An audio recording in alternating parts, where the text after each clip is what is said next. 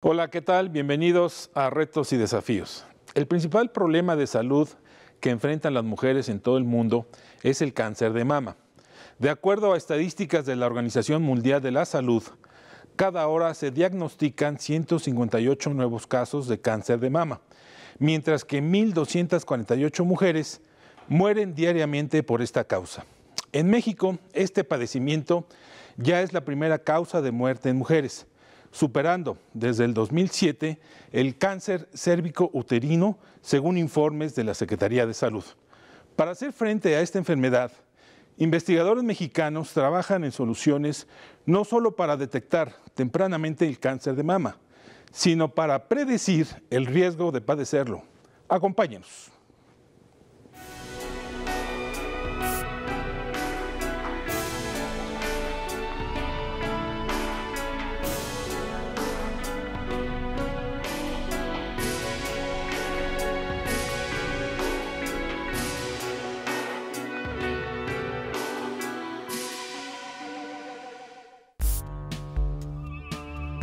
La investigación de nuevas pruebas de laboratorio que permitan identificar rasgos genéticos que predisponen a las mujeres a desarrollar cáncer de mama están llamando la atención de científicos y médicos mexicanos.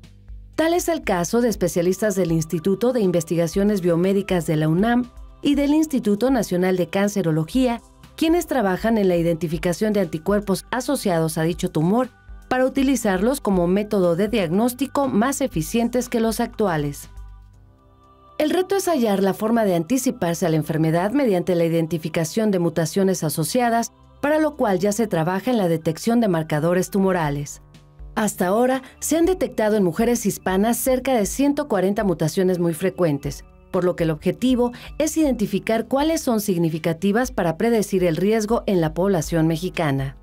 Hoy en día, en México existe una detección tardía que ocasiona una alta mortalidad. La predisposición no se puede modificar, pero se puede advertir a las pacientes y así anticipar el desarrollo de la neoplasia.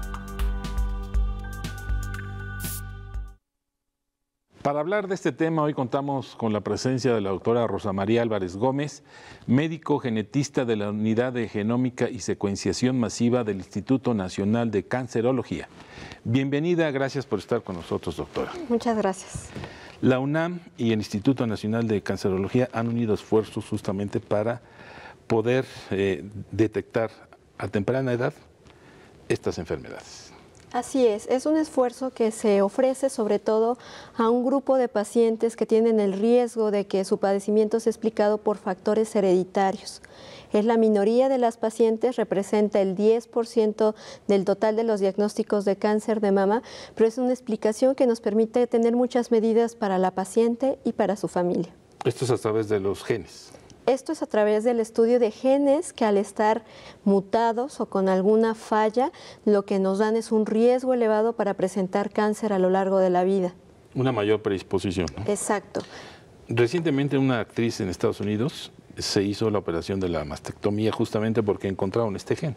Así es. Los estudios de los cuales hablamos y que tienen relación a este personaje público son estudios de dos genes que se llaman BRCA1 y BRCA2. Fueron identificados en los años 94 y 95 en familias en donde existía un gran historial de personas con cáncer.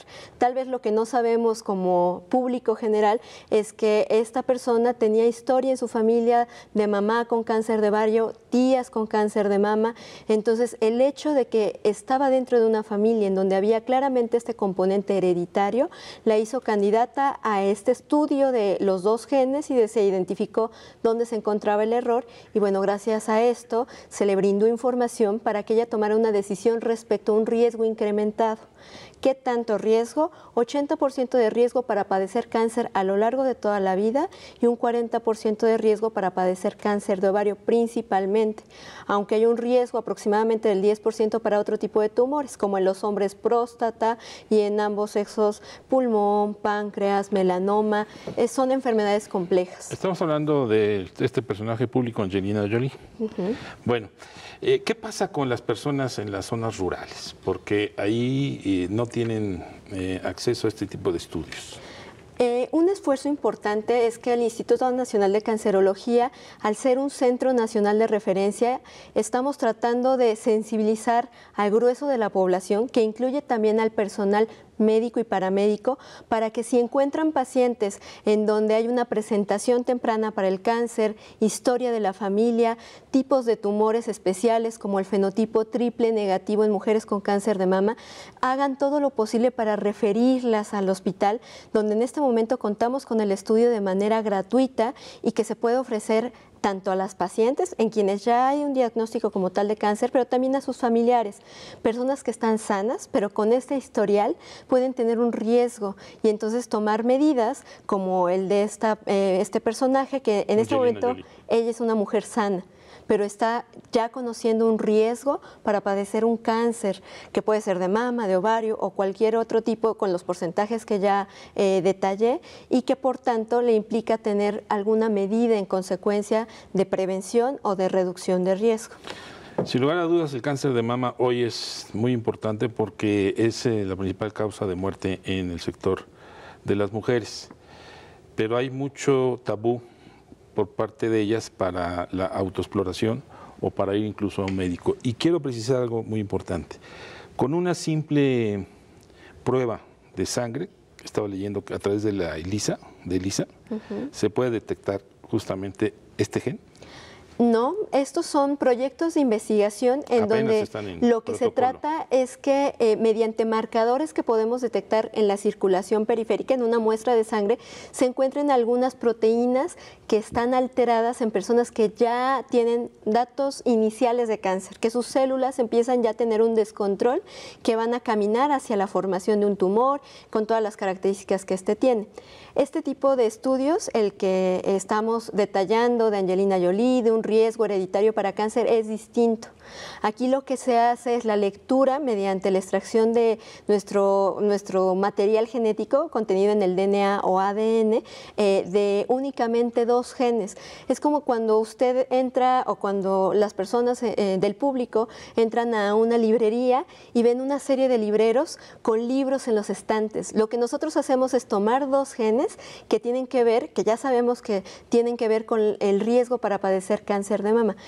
Los estudios que me comentan lo que hacen es, en toda la circulación, plasma y el resto, puede haber ya proteínas diferentes en las personas que están empezando a tener cambios de cáncer. Pero sin lugar a dudas es un gran avance. Sí, claro, y de hecho el esfuerzo conjunto de estos proyectos interdisciplinarios donde se conjunta un hospital institucional como es el Nacional de Cancerología, como el Instituto de Investigaciones Biomédicas, tienen ese afán, contar con las pacientes y también con las estrategias de diagnóstico muy temprano para poder llevar a cabo programas que se puedan extender al resto de la población. Entonces, son como distintos carismas de proyectos conjuntos. Uno es para pacientes que claramente ya tienen un riesgo hereditario y el otro son programas para hacer un tamizaje que en algún momento se puedan extender a la población general. Sí, a la población abierta.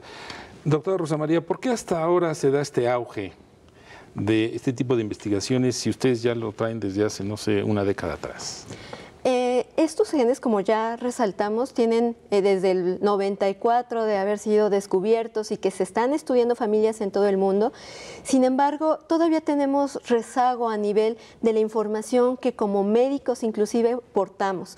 La especialidad de genética médica es una especialidad que tiene ya varias décadas en nuestro país. Sin embargo, todavía hay médicos, inclusive oncólogos, que no tienen tan presente esta información. Entonces, yo creo que un punto fundamental es la formación médica y también la transmisión de la información que sea útil para los pacientes, que a lo mejor quien esté en casa y quien esté escuchando que padece con estos antecedentes, múltiples personas en la familia, personas muy jóvenes con cáncer de mama, mujeres a lo mejor de 20, 30 años, tipos especiales de tumor, son candidatas a pensar que su explicación de por qué me dio cáncer es especial y está dentro de este contexto de cáncer que se hereda.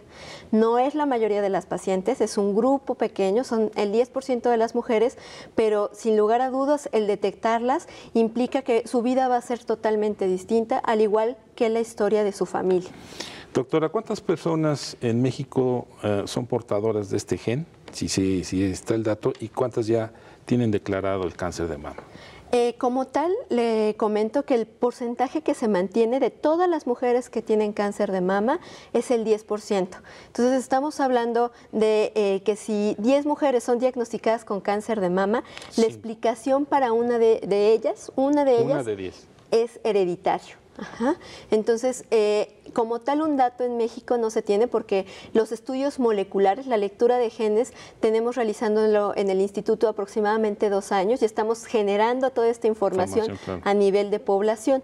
Pero lo que sí es importante es que, repito, si en la familia hay antecedentes como los que se han mencionado, es una persona muy joven o tiene un tipo de tumor de mama denominado triple negativo, sería importante canalizarse hacia un hospital de alta especialidad como el Nacional de Cancerología para descartar que no tenga este componente hereditario.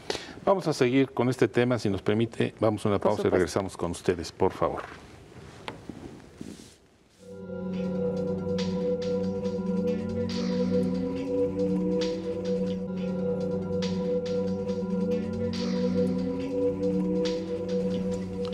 Regresamos a Retos y Desafíos con el tema detección temprana y predicción de cáncer de mama. Pero antes, permítame presentar a Gabriela Ríos Virafuentes, portadora de una mutación del BRCA1.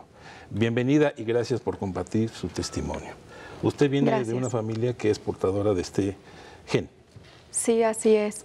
En mi familia hay aproximadamente 10 casos con cáncer en diferentes partes del cuerpo, cáncer de mama, cáncer en la sangre, cáncer en laringe, cáncer en el estómago, en la vesícula y recientemente hubo un familiar con cáncer en la cara. Entonces sí tengo un buen historial con personas que padecen esta enfermedad. ¿Usted cómo decidió llegar a este punto de la operación de la mastectomía? Primero que nada, mi mamá fue la que ya 2 veces ha padecido de la enfermedad. Primero fue en un lado que le dio cáncer de mama y hace apenas unos meses terminó de salir de la rehabilitación del otro lado. Había tardado 6 años en regresar la enfermedad.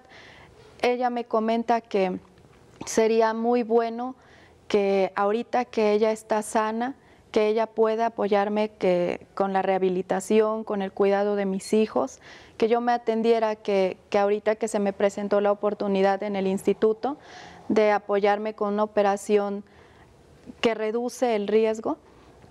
Es muy bueno, muy buena la oferta, se puede decir, si así se puede llamar, y es la que más me ha motivado para tomar la decisión, me parece muy buena. ¿Cuántos hijos tiene y de qué edad? Tengo 2 hijos, una niña de 4 años y un niño de 5 años. Doctora, en este caso de Gabriela, ¿es posible hacer también el estudio para sus hijos? Sí, cuando hablamos de estas enfermedades sabemos que tienen un patrón de herencia autosómico dominante, que lo que quiere decir es que cada vez que uno es portador, tiene el 50% de probabilidades de transmitirlo a sus hijos. En este caso, dado que la enfermedad... Sí, y por eso son los riesgos y todo el consejo genético, que es toda la información que damos a las pacientes y toda la orientación hacia las decisiones. En el caso particular de las mutaciones en estos 2 genes, BRCA1 y BRCA2, sabemos que son tumores o cáncer que afecta a adultos, no afecta a niños. Entonces, el diagnóstico se les puede hacer, es un diagnóstico predictivo, va a predecir si ellos portan o no ese riesgo, pero se ofrecen personas adultas que son capaces de tomar las decisiones con todas las implicaciones de saber si se porta o no un riesgo. Habrá personas que de acuerdo a su trasfondo cultural, social, puedan decir, yo no quiero saber, y es algo que se debe de tomar con toda la personalidad, tanto jurídica, pero también a nivel emocional y psicológico, que puedan tomar la decisión de si quieren saber o no, y por lo tanto a sus hijos se les harán los estudios cuando ellos tengan la capacidad de decidir si quieren conocer si son portadores o no. Gabriela, es una decisión muy difícil la que usted ha asumido, sin lugar a dudas. Así es, da miedo porque es una operación compleja, es una operación larga, y la recuperación también, pero también si lo ponemos en 2 diferentes planos, sería reducir muchísimo el riesgo de padecer la enfermedad y da una ilusión de decir, bueno, yo quiero estar más tiempo con mi familia. Esta recuperación puede ser de 2 a 3 meses, pero cuando se tiene la enfermedad es 1 o 2 años o mucho más, no se sabe. Depende de cómo te dio ya la enfermedad. Hay que hacer quimioterapias, operaciones, radioterapia. Entonces, es muchísimo más desgastante tener la enfermedad que hacer este proceso de prevención. Doctora Rosa María, sin lugar a dudas, el caso de Gabriela es muy importante darlo a conocer para que las mujeres tomen esta decisión, pero veo que es muy difícil a veces llegar a dar este paso. Sí, claro. A lo mejor para una persona que no estamos en los zapatos de Gabriela, por ejemplo, podríamos decir y opinar con toda la libertad, pues yo haría esto, tomaría tal decisión. Pero cuando uno tiene la decisión con la historia de la familia, con la perspectiva de hijos pequeños, hijos que les queda toda la vida por delante, pues yo sí quisiera como felicitar por ese gran valor, esa gran responsabilidad que tiene ella hacia su propia vida y hacia la vida de los demás, a quienes ama. Entonces, a lo mejor a nivel de la información que recibimos de la televisión, del radio, podemos tener o formar diversas opiniones, ¿no? De, ay, sí, va a hacer una reconstrucción, a lo mejor es algo falso, hay muchos mitos alrededor, pero tomar una decisión y vivir con estas enfermedades es algo que las personas realmente que lo viven únicamente, y agradecemos que pues puedan compartir este testimonio. Este testimonio es muy importante. ¿Cuánto tiempo dura la operación, doctora? Bueno, esto es algo ya que compete más a los cirujanos plásticos, pero es a grandes rasgos una operación que tiene 2 tiempos. Un tiempo en donde entran los cirujanos oncólogos a retirar como tal todo el tejido mamario y durante esa cirugía se mandan biopsias a patología, a estudios transquirúrgicos para descartar que nosotros sabemos que es una persona sana. Porta un riesgo, pero en este momento clínicamente no tiene cáncer de mama y asegurarnos de ello. Hay veces que desafortunadamente personas que están haciendo una cirugía de reducción de riesgo al momento de hacer estos estudios se descubre que tiene cáncer. Y el segundo tiempo es donde los cirujanos plásticos empiezan a hacer una reconstrucción. Empiezan por diversas técnicas, poner implantes o en el caso de Gabriela que van a hacer una reconstrucción con su propio tejido de grasa abdominal, poder también que ella salga de la cirugía pues con un componente también de autoimagen pues completo. Claro, y de autoestima, que es muy importante. Por supuesto. Si nos permiten, vamos a una pausa y regresamos con ustedes, por favor. Gracias. Gracias.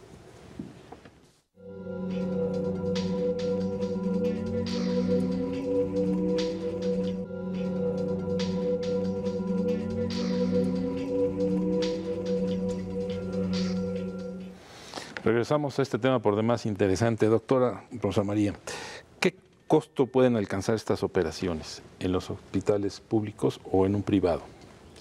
Como tal, los procedimientos quirúrgicos pueden tener costos tan elevados como más de 100,000 pesos. El procedimiento quirúrgico pues incluye muchas partes como la anestesia, la cirugía plástica, la recuperación, si hay complicaciones, una terapia intensiva. Entonces es muy variable, pero sí son procedimientos costosos.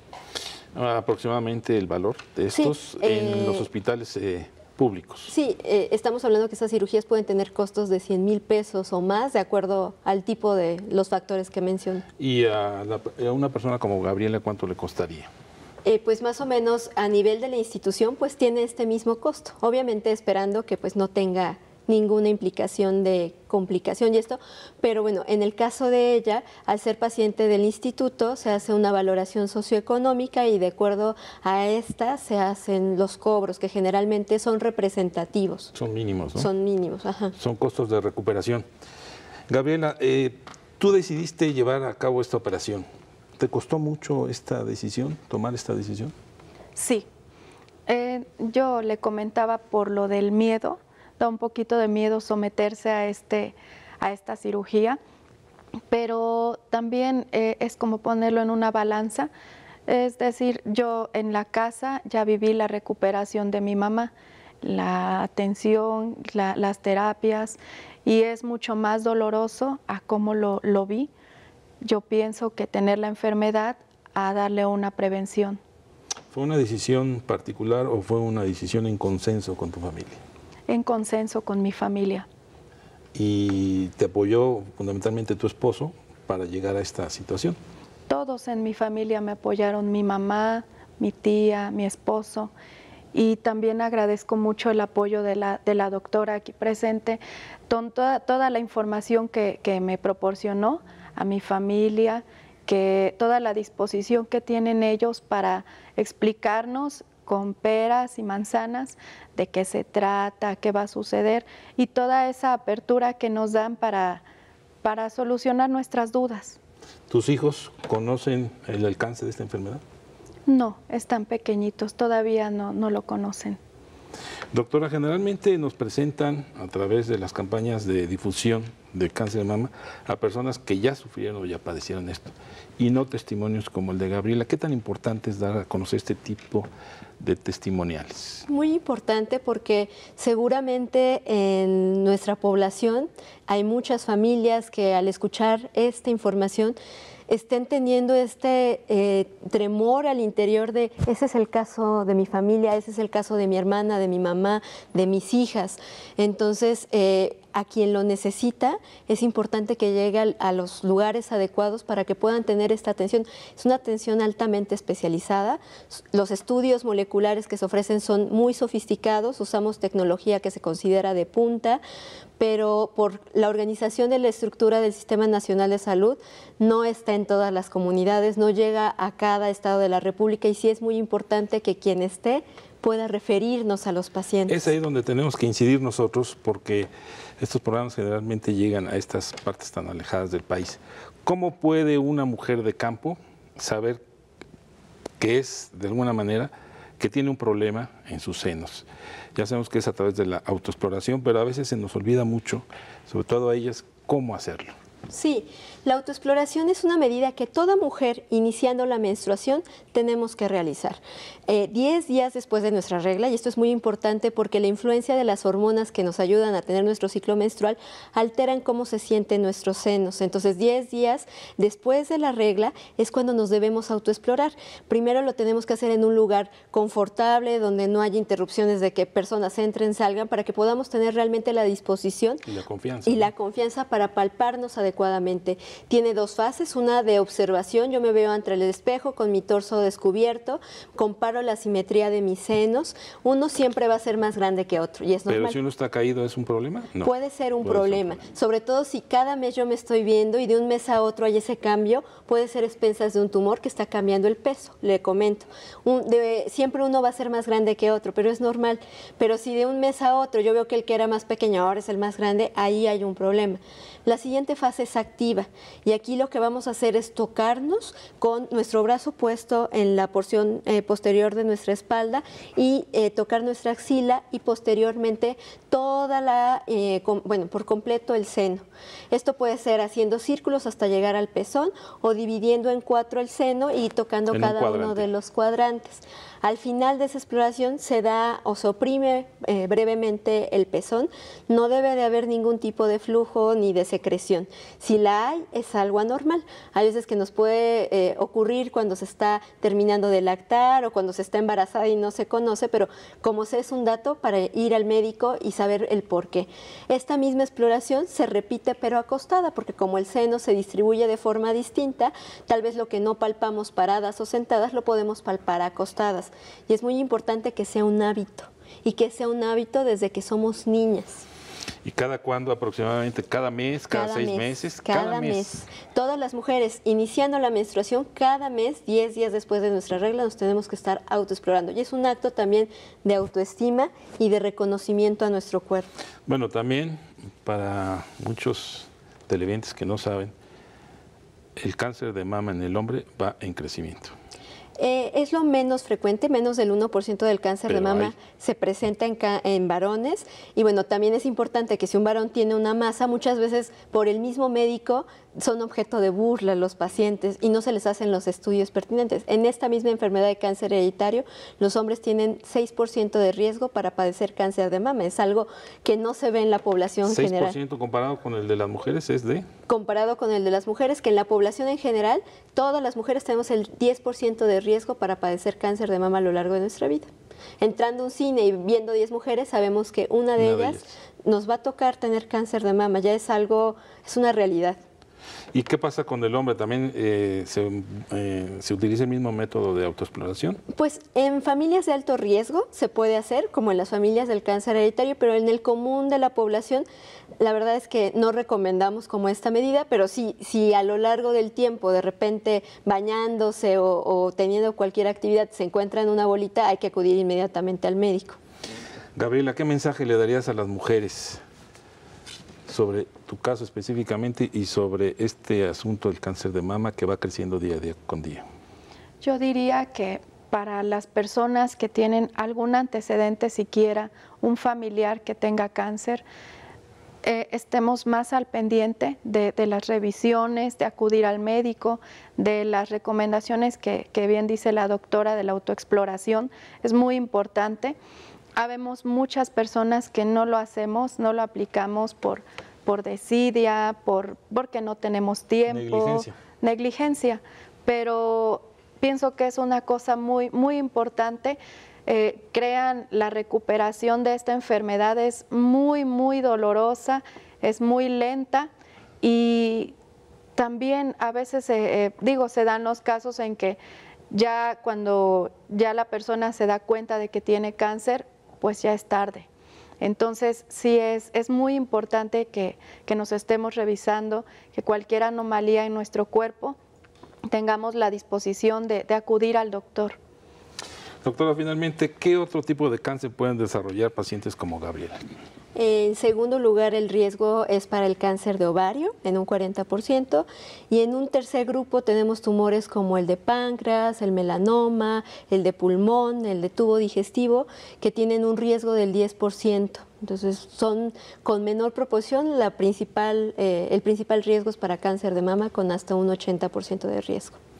Pues sin lugar a dudas hay que acudir a los estudios para revisar si somos de alguna manera candidatos a este tipo de operación. Muchas gracias, doctora Rosa María. Sí, sin lugar a dudas, el Instituto Nacional de Cancerología es un instituto que tiene mucha investigación y además es un instituto de acceso a toda la población. Así es. Es algo, la universalidad y también el propósito de servir de referencia para que sea un modelo que se pueda replicar en todos los lugares del país y pues darles una atención integral, multidisciplinaria y no solo a los pacientes, sino a sus familias y previniendo, que es algo muy importante. Gracias, doctora. Lo mismo que gracias, Gabriela. Te deseamos mucho éxito y gracias por compartir esta experiencia con los televidentes. Gracias a ustedes. Gracias, doctora. Gracias nuevamente. Es un paso gigantesco el que en México ya se está investigando y profundizando en las particularidades de la población mexicana para conocer a detalle la predisposición genética para desarrollar cáncer de mama. Sin embargo, no debemos perder de vista que acciones tan simples y cotidianas como la autoexploración ayudan a detectar de manera temprana esta enfermedad neoplásica. Muchas gracias por su atención. Lo espero en la siguiente emisión de Retos y Desafíos. Mi nombre es Juan Carlos Ortiz Castro. Hasta la próxima.